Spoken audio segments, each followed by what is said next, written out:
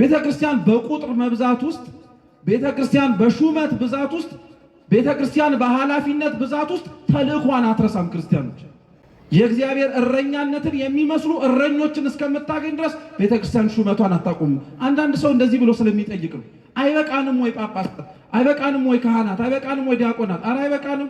ጴጥሮስን እስከምናገኝ እንሾማለን። ገና እስጢፋኖስን መልሰን እስከምናየው መልሰን እንሾማለን።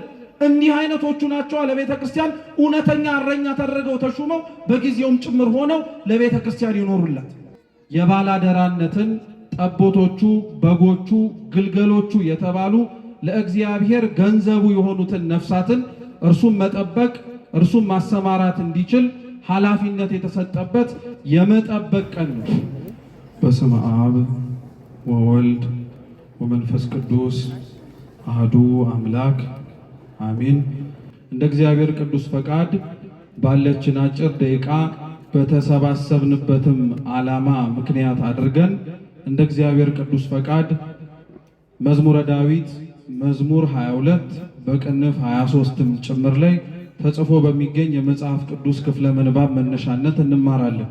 ሁላችሁም ይህንን ቅዱስ ቃል ጥቅሱን እና ቁጥሩን አትወቁት እንጂ ቃሉን ግን በየዕለት ተዕለት ሕይወታችሁ ላይ ተጽፎም እናንተም ጭምር ደግሞ ተናገራችሁትም ስለምታውቁ አብረን እንነዋለን። እስቲ እግዚአብሔር በሉ እንጂ እረኛዬ ነው የሚያሳጣኝ የለም።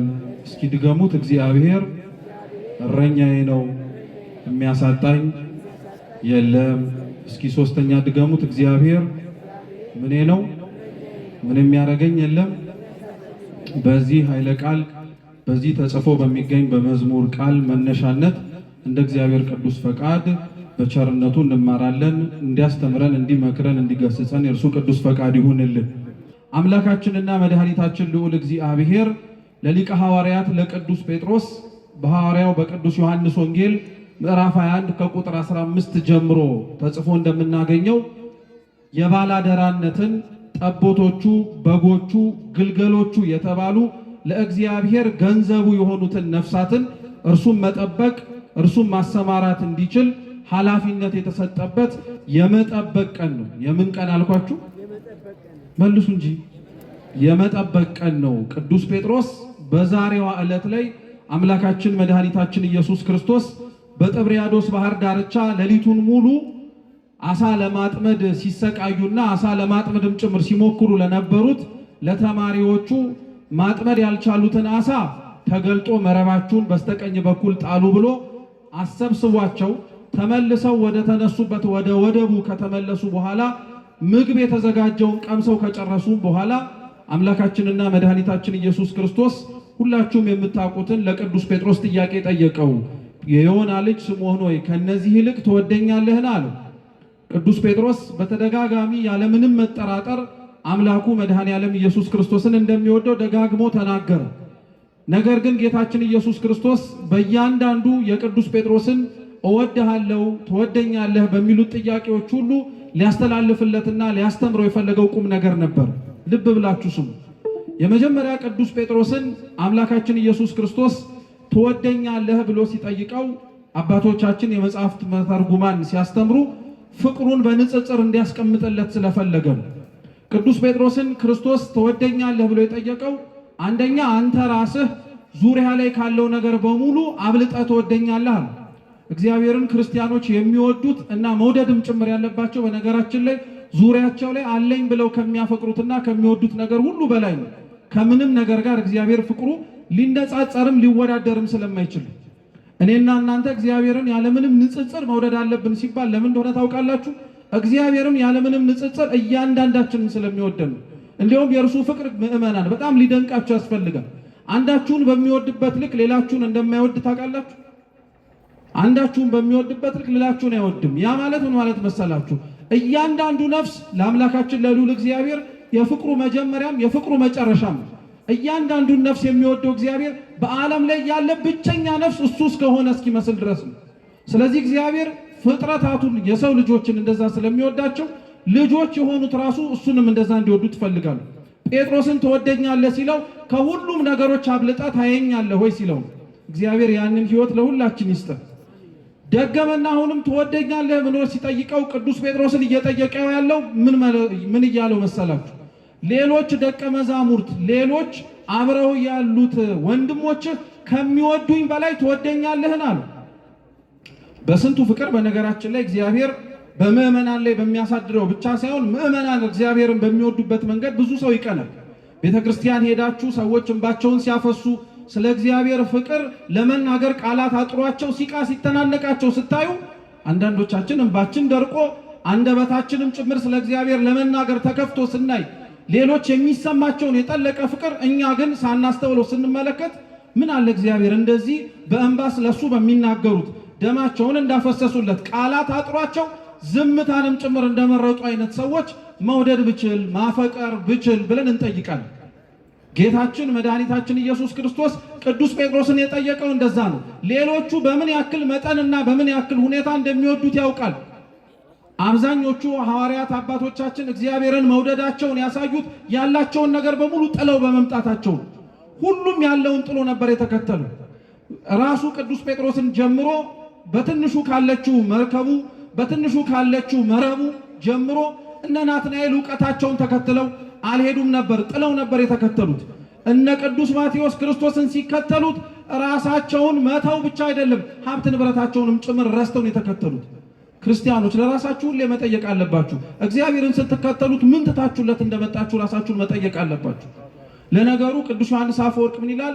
በዚህ ዘመን ያለን ሰዎች እግዚአብሔር ለኛ የተወውን እናውቅ ይሆናል እንጂ እኛ ለእግዚአብሔር የተወነውን ነገር ግን ትዝ አይለንም ይላል። ይቀጥልና ራሱ ቅዱስ ዮሐንስ አፈወርቅ ምን ይላል? ለእግዚአብሔር የተዋችሁለትን ነገር እስኪ አስታውሱ ብሎ ይጠይቃል። የኛን ሕይወት የአብዛኞቻችንን ግን ስትመለከቱት ክርስቲያኖች ምናልባት እግዚአብሔርን ስለ ብዙ ነገር ትተነው ሊሆን ይችላል እንጂ ለእግዚአብሔር ብለን የተውናቸው ነገሮች በጣም ብዙ ትዝ አይሉን። ካሉንም ራሱ አርፈን አንቀመጥም፣ እንመጻደቅባቸዋለን። ስለዚህ እያንዳንዱ ሁሉም ሰው ትቶ የመጣው ነገር ነበረ። ቅዱስ ጴጥሮስን ጠየቀው፣ ትወደኛለህ ሲለው እነዚህ ሁሉን ጥለው ተከትለውኛል፣ ይወዱኛል፣ ከነሱ በላይ ትወደኛለህን አሉ። ቅዱስ ጴጥሮስ በተደጋጋሚ አወድሃለሁ የሚለውን መልስ ከሰጠው በኋላ በመጨረሻ ግን ጥያቄው ሲደጋገምበት እንደምወድህ ማን ታውቃለህ አለው። አንተ ታውቃለህ አለው። አላዋቂነቱን እንዲያውቀው ነው ቅዱስ ጴጥሮስ ይላል ቅዱስ ጎርጎርዮስ። አላዋቂነቱን እንዲያውቀው ከእውቀት ከፍሎ እንደሚያውቅ የሰዎችን የፍቅራቸውን ልክና ጠረፍ ጥግ ሊያውቅ የሚችለው እግዚአብሔርን የሚወዱትን የልባቸውን ጥልቀትና ስፋት ማወቅ የሚችለው የምእመናንን ማን ብቻ ነው? እግዚአብሔር ብቻ ነው። እናንተ እግዚአብሔር እንዴት እንደምትወዱት የሚያውቀው ማን ብቻ ነው? እግዚአብሔር ብቻ ነው። ምን ልታረጉለት እንደምትችሉ እስከ ምን ደረጃ ጥግ ድረስ ልትሄዱለት እንደምትችሉ የሚያውቀው እግዚአብሔር ብቻ ነው። ቅዱስ ጴጥሮስ ግን በስጋዊ አስተሳሰቡ እስከ መጨረሻው ድረስ እንደሚወደው አጽንኦት ሰጥቶ ሲናገር ጥያቄው ሲደጋገምበት ማስተዋል ወደ ልቡ ተመልሶ ሲመጣ ግን ምን ብሎ ተናገረ? እንደምወድህ ማን ታውቃለህ? አንተ ታውቃለህ አለው። እና እንደሚወደው እርሱ ያወቀ አምላካችን ልዑል እግዚአብሔር ታዲያ ቅዱስ ጴጥሮስን ሁሉን ነገር ትቶ ሲመጣ የሾመው ሹመት እረኝነት ነው። እስኪ እረኝነት በሉ። እረኛ አድርጎን የሾመው መቼም በግ ጠብቅ፣ ግልገል ጠብቅ፣ ጠቦት አሰማራ የሚሉት እነዚህ ሶስቱም ቃላቶች ከበጋ ከጠቦት ጋር ከግልገል ጋር የሚውል ማን ነው? እንዴት ዋላችሁ? የሚውል ማን ነው? እረኛ ነው። ያንን ሁሉ ጥሎ ለመጣው ቅዱስ ጴጥሮስ አደራ ሰጥቶት ትልቅ ማዕረግና ስልጣን የሾመው ምንድነው ተብላችሁ ብትጠየቁ እረኝነት ነው። የቅዱስ ጴጥሮስ እረኝነት ግን እኛ እንደምናውቀውና ሌሎችም ሰዎችም ጭምር እንደሚጠብቁት አይነት እረኝነት አልነበረም። ክርስቶስ በበጎቹ በጠቦቶቹና በግልገሎቹ ላይ ሾሜሃለሁ ሲለው ምድራውያን በጎች እንደሚጠበቁ ምድራውያን በጎችንም እንደሚጠብቁ እንደረኞች አልነበረም። በጎች፣ ጠቦቶች፣ ግልገሎች ተብሎ የተጠቀሱት ምእመናን እኛ ነን። በእኛ ላይ ነው እግዚአብሔር አምላክ የሾመው። በእኛ ላይ ነው ማዘዝን መናዘዝን እንዲችል ስልጣንን የሰጠው።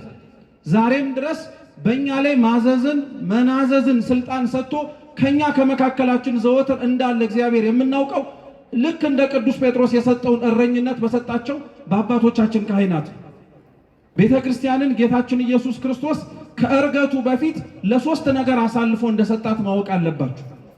መጀመሪያ የመሰረታትን በደሙም ጭምር የዋጃትን ቅዱስ ቤተ ክርስቲያን እግዚአብሔር አምላክ አደራ አድርጎ አሳልፎ የሰጠው ለቅዱስ ሥጋውና ለክቡር ደሙ ነው። እየሰማችሁ ነው? ለማንና ለማ? ኧረ መልሱ። ለማንና ለማ? ለቅዱስ ሥጋውና ለክቡር ደሙ ቤተክርስቲያን ውስጥ እግዚአብሔር እንዳለ የምታውቁት እስካሁን ድረስ ጥሎን እንዳልሄደ አምላካችን የምትረዱት ትላንትና የሰጠው ቅዱስ ሥጋና ክቡር ደም ዛሬም ጭምር ምን ሲደረግ ስለምታዩት ሲዘጋጅ ሲሰጥ ምእመናን ሲቆርቡ ስለምንመለከት። ሁለተኛው እግዚአብሔር አምላክ ለቅዱስ ቤተክርስቲያን ትቶላት የሄደው እግዚአብሔርም ጭምር ከኛ ጋር እንዳለ እንድናውቅ ጠባቂያችን እንዳልተለየን የምናውቀው በመንፈስ ቅዱስ ነው። በማን አልኳችሁ? በመንፈስ ቅዱስ ነው። ዛሬም ድረስ ቅዱስ ቤተክርስቲያን የመንፈስ ቅዱስ ሙቀት አልተለያትም። ዛሬም ድረስ ካህናት ይወጡባታል። ዛሬም ድረስ ዲያቆናት ይሾሙባታል። ዛሬም ድረስ ሊቃነ ጳጳሳት ይፈሩባታል። እንደ ቀላል አትመልከቱት ክርስቲያኖች። ይሄ እያንዳንዱ የሚደረገው በቤተ ክርስቲያን የሚፈጸሙ ምስጢራት በመንፈስ ቅዱስ የሚፈጸሙ እንደመሆናቸው እግዚአብሔር ትቶን እንዳልሄደ ምስክሮች ናቸው እነዚህ። ሶስተኛው እግዚአብሔር አምላክ ትቶልን የሄደውና እሱም እየጠበቀን እኛም በሱ እየተጠበቀን እንደሆነ እንድናውቅ የሚያስችለን ደግሞ ቅዱስ ቃሉ ነው። እስኪ ቅዱስ ቃሉ በሉ። ቅዱስ ቃሉ ነው። ይሄንን ታዲያ ቅዱስ ቃሉን እግዚአብሔር ከኛ ጋር እንደሆነም ጭምር ምስክር እንዲሆነን እኛ ለትምህርታችን መነሻ አድርገን ያነሳውላችሁ የመዝሙረ ዳዊት ላይ ያለውን ጥቅስ ነው። እግዚአብሔር ምኔ ነው የሚል ምኔ ነው እረኛዬ ነው የሚል ይሄንን ቃል የተናገረው ልበ አምላክ ቅዱስ ዳዊት ነው። ቅዱስ ዳዊት ምናልባት እግዚአብሔር እረኛዬ ነው ብሎ በተናገረበት ቅጽበት ላይ እንደዛ ብሎ ለመናገር የቻለበት የትሕትናውንና ራሱን ዝቅ ያደረገበትንም መንገድ ማወቅ ያስፈልጋል። ቅዱስ ዳዊት ይሄንንና ሌሎችንም መዝሙራትን በሚዘምርበት ጊዜ ላይ አንዳንዶቹን መዝሙራት የዘመረው ገና በእረኝነቱ ወራት እሱ ራሱ ከብቶችን እየጠበቀ በነበረበት ጊዜ ማለት ነው። አንዳንዶቹን መዝሙራት ደግሞ ቅዱስ ዳዊት የዘመራቸው በንግስና ላይ ሆኖ ነው። ቅዱስ ዳዊትን ከነበረበት ከትንሽነቱ አንስቶ ትልቅ ቦታ ላይ ያደረሰውን እግዚአብሔር ከቦታ ቦታ ሲለዋወጥ የእግዚአብሔር እረኛነት አልተለወጠበትም። አንዳንድ ሰው እግዚአብሔር አምላክ ከነበረበት ቦታ ላይ አንስቶ የለመነውና የፈቀደበት ቦታ ላይ ሲያወጣው ትላንትና እግዚአብሔርን የሚጠራበትን አጠራር ይለውጠዋል። ትላንትና እግዚአብሔርን የሚመላለስበትን መንገድ ይቀይረዋል። ትላንትና ከውድቀቱ አንስቶት ከፍ ያለ ወንበር ላይ ያስቀመጠውን እግዚአብሔርን እሱ ከፍ ያለ ወንበር ላይ ሲቀመጥ እረኛዬ ማለት ያፍርበታል። ቅዱስ ዳዊት ትላንትና በጎችን በመጠበቅ ያለማመደው እግዚአብሔር ዛሬ ለሕዝብ እስራኤል በሙሉ ሹም አድርጎ ንጉሥ ሲያደርገው የምጠብቃችሁ እኔ ሳልሆን የእኔንም የሚጠብቀኝ እረኛዬ ማን ነው አላቸው? እግዚአብሔር ነው አላቸው። እረኛዬ እግዚአብሔር ነው። እግዚአብሔር ለሁላችንም ጭምር እረኛ ስለሆነ እግዚአብሔር እረኛዬ ነው አለ። የእግዚአብሔር እረኝነት ከሁሉም የተለየ እረኝነት ለቅዱስ ጴጥሮስ እረኛ እንዲሆን ሲነግረው ራሱ ክርስቶስ መጀመሪያ እረኛ ሆኖ ነው። የሐዋርያው የቅዱስ ዮሐንስ ወንጌል ምዕራፍ 10 ላይ አምላካችን ልዑል እግዚአብሔር በገዛ አንደበቱ ሲናገር ሰምተነዋል። መልካም እረኛ እኔ ነኝ ብሎ ደግሞ እንደዛ ብሎ እኮ አላቆመም። የሚገርማችሁ መልካም እረኛ እኔ ነኝ ያለው ጌታችን ኢየሱስ ክርስቶስ እረኛው ደግሞ እንደ መልካምነቱ ነፍሱን ለበጎቹ አሳልፎ እንደሚሰጥም ተናግሯል። የትኛውም ነው የምላችሁ ሀገራችን ውስጥ ያለ እረኛ 1000 ዓመት በጎቹን ሊወድ ይችላል እንጂ ስለ በጎቹ ብሎ ግን ራሱን አሳልፎ አይሰጥም። 1000 ዓመት በጎቹ በቀበሮ ሲበሉ ድንጋይ አንስቶ ወይ ዱላ ይዞ አለበለዚያም ሮጦ ለማስመለጥ ይሞክራል እንጂ ከተኩላና ከነጣቂዎች አፍ በጎቹን አውጥቶ እንካኔን ብላኝ ብሎ የሚበላ እረኛ አናውቅም ከክርስቶስ ውጭ። እግዚአብሔር ጠባቂነቱ ከሚመጣብን መከራና ችግር ከመጠበቅ ባለፈ እኛ የምንገባበት መከራ ውስጥ እሱ መግባትን ራሱ ይመርጣል እኛ እንድንወጣ። እኛ የተፈረደብንስ ፍርድ አልነበረ እንዴ? መጀመሪያውኑ እሱ ራሱ ተሸክሞት የተፈረደበት። እኛ የመጣብንን ሞት አይደለ እሱ ራሱ ተቀብሎ የሞተልን። እኛ ያጣነውን ሕይወት አይደለ የእሱን ሕይወት መልሶ ሰጥቶ ያሳየን። እንደ እግዚአብሔር እረኛማ ማንም ሊኖርም አይችልም። የእሱን እረኛነት ግን በእሱ እግር ስር የተተኩትም ጭምር እንዲከተሉት ይፈልጋል። እየሰማችሁ ነው ክርስቲያኖች? ቅዱስ ጴጥሮስን የሾመው በበጎቹም ላይ ጭምር ስልጣን የሰጠው እግዚአብሔር እስካሁንም ድረስ እንደሚሰጥ ታውቃላችሁ። ለምን ይመስላችኋል ክርስቲያኖች? እስካሁን ድረስ ቅዱስ ጴጥሮስ የተሾመውን ሹመት ቤተ ክርስቲያን የምትሾመው፣ እስካሁን ድረስ ካህናትን የምትሾመው፣ እስካሁን ድረስ ዲያቆናትን የምትሾመው እንደ ቀላል እንዳትመለከቱት ልብ ብላችሁ ስሙ። ቤተ ክርስቲያን ካህናትን የምትሾመው፣ ዲያቆናትን የምትሾመው፣ ለመንጋው ጠባቂ የሚሆኑ ሊቃነ ጳጳሳትን የምትሾመው የጳጳሳትን ቁጥር ለመጨመር፣ የካህናትን ቁጥር ለመጨመር፣ የዲያቆናትንም ቁጥር ለመጨመር አይደለም። ይሄን ልብ ብላችሁ ወቁ ክርስቲያኖች። ከብዙ ጳጳሳት ቤተ ክርስቲያኑ ያንን ሁሉ ጳጳስ የምትሾመው ምናልባት ከነሱ ውስጥ ቅዱስ ጴጥሮስ ከተገኘ ተብሎ ነው። ከነዛ ሁሉ ካህናት እግዚአብሔር አምላክ ካህናትን የሚሾመው ምናልባት ከነሱ መካከል ንጹህ የሆነ ካህን ከተገኘ ተብሎ ነው። ልክ እንደ ቅዱስ ጴጥሮስ ከነዚህ ሁሉ ከተሾሙት ከሚሾሙትም ዲያቆናት እስካሁን ድረስ ቤተክርስቲያን ሹመቷን የማታቆመው ምናልባት ለቤተክርስቲያን ብሎ ድንጋይ የሚወረወርበት እስጢፋኖስ ይገኛል ብሎ ቤተክርስቲያን በቁጥር መብዛት ውስጥ ቤተክርስቲያን በሹመት ብዛት ውስጥ ቤተክርስቲያን በኃላፊነት ብዛት ውስጥ ተልእኳን አትረሳም። ክርስቲያኖች የእግዚአብሔር እረኛነትን የሚመስሉ እረኞችን እስከምታገኝ ድረስ ቤተክርስቲያን ሹመቷን አታቆም። አንዳንድ ሰው እንደዚህ ብሎ ስለሚጠይቅ ነው። አይበቃንም ወይ ጳጳሳት? አይበቃንም ወይ ካህናት? አይበቃንም ወይ ዲያቆናት? ኧረ አይበቃንም። ጴጥሮስን እስከምናገኝ እንሾማለን። ገና እስጢፋኖስን መልሰን እስከምናየው መልሰን እንሾማለን። እንዲህ አይነቶቹ ናቸው ለቤተ ክርስቲያን እውነተኛ እረኛ ተደርገው ተሹመው በጊዜውም ጭምር ሆነው ለቤተ ክርስቲያን ይኖሩላት። ስለዚህ ራሱ እግዚአብሔር እረኝነትን አሳየው፣ እንዴት መጠበቅ እንዳለበትም ጭምር ያስተማረው ለልብ አምላክ ለቅዱስ ዳዊት እንዴት እንደሆነ ስለሚያውቀው ጠባቂነቱ በሱ ውስጥ ያለ ራሱ በስጋ የሚያዩት ዳዊት ብቻ የሚጠብቃቸው ሳይሆን በዳዊት ላይ አድሮ ህዝቡን የሚመራ በዳዊት ላይም አድሮ ህዝቡን የሚያስተዳድር እግዚአብሔር እንደሆነ ስላወቀ እግዚአብሔር እረኛዬ ነው አለ። በጣም የሚገርማችሁ የእግዚአብሔር እረኛነትን ቅዱስ ዳዊት ሲናገር ግን ቀጥሎ የተናገረው ነገር ነው። እስኪ የሚያሳጣኝ በሉ አይዟችሁ፣ የሚያሳጣኝ የለም። እስኪ ጥያቄ ልጠይቃችሁ፣ እረኛ ለበጎቹ የሚያሳጣቸው ነገር አለ የለም? አራስተውላችሁ መልሱ። እረኛ እኮ ነው ያልኳችሁ። መሬት ላይ የምታውቁት ከብት የሚያግደው እረኛ ለበጎቹ ምንም ነገር አይከለክላቸው፣ ምንም ነገር አያሳጣቸው፣ እንደፈለጉ ነው የሚያኖራቸው። አያረገው፣ ማረግም አይችልም። ቁም ነገሩ ግን እግዚአብሔር በእረኛነቱ የሚያሳጣኝ የለም የሚለው አባቶቻችን ሲያስተምሩ ምን ብለው እንደተረጎሙት ልብ ብላችሁ ስሙ። እግዚአብሔር እንደረኛነቱ ጠባቂ ነው፣ በጠባቆቱ ውስጥ ግን የሚያሳጣችሁ ነገር የለም የሚለው እንድታውቁት ነው። እግዚአብሔር የሚጠብቀን ክርስቲያኖች ከኃጢአት ከነውር ነው። ለሱ ጠባቆት እንዳንመች ሊያደርገን ከሚችለው ነገር በሙሉ ይከልለናል። ያንን ነገር በማድረጉ ግን አብዛኛው ሰው በሚባል ደረጃ የሚያጣውና የሚጎልበት ነገር እንዳለ ያስተውል። አብዛኞቻችን ክርስቲያኖች ለምን ለእግዚአብሔር ትእዛዝ መታዘዝ የሚከብደን ይመስላችኋል? ስለማናቃቸው ይመስላችኋል? መቼም በዚህ እድሜያችን እስካሁን ባለንበት 10ቱን ትእዛዛት፣ 6ቱን ቃላተ ወንጌል፣ 6ቱን ሕግጋተ ወንጌል ሌላው ቢጠፋብን እንኳን ምን ክፉ ምን ደግ እንደሆነ እናውቃለን አናውቅም? እያወቀን ግን ያንን የመረጠውንና መደረግ ያለበትን ደግ ነገር ማድረግ የሚከብደን ለምን እንደሆነ ታውቃላችሁ? ለእግዚአብሔር ስንታዘዝ የሚጎልብን ነገር ያለ ስለሚመስልን። አብዛኛው ሰው እኮ ክርስቲያን ሆኖ የተሾመ አብዛኛው ሰው እኮ ክርስቲያን ሆኖ ተጠምቆ ራሱ በእግዚአብሔር ጠባቆት ውስጥና እግዚአብሔር ወደ በደል እንዳይገባ በሚያደርገው በማንኛውም አይነት ነገር ውስጥ ያጣውና የጎደለው ነገር ያለ ይመስል ያጉረመርማል።